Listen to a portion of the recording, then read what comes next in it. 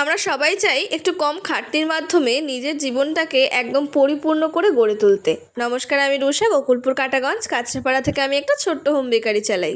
এখনকার দিনে এই যে সরকারি চাকরি করব অথবা কোনো প্রাইভেট কোম্পানিতে জব করব, এইভাবেই কিন্তু মেয়েরা স্বাবলম্বী নয়। এখন অনেক বড় বড় ব্যবসা একটা মেয়ে একাই দাঁড় করিয়ে দিতে পারে। সুতরাং নিজের এই ভাবনা চিন্তাটাকে একদম ক্ষুদ্র জায়গার মধ্যে সীমিত রাখবে না। আর সব সময় মাথায় রাখবে যে কাল কাল করলে জিনিসটাকে কিন্তু কালেই খায়। এই কথাটা আমার মা খুব বলে। মানে আজকে করব কালকে করব এরকম না করে যেই সময় করার ইচ্ছা হচ্ছে সেই সময় থেকেই জিনিসটাকে শুরু করবে।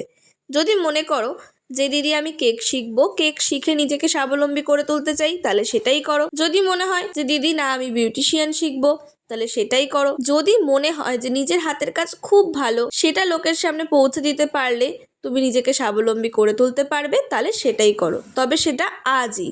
মোট কথা, বাড়িতে বসে কুটকাচালি না করে, এর ওর সম্বন্ধে পিএনপিসি না করে এবং লোকের পিছনে কাঠি না করে নিজের ভবিষ্যৎটাকে কিভাবে গড়ে তুলবে সেই নিয়ে চিন্তা করো। আর একটা কথা মাথায় রাখবে, কখনো কাউকে নিচু করে নিজে কিন্তু উঁচু হওয়া যায় না। কি ঠিক বললাম তো?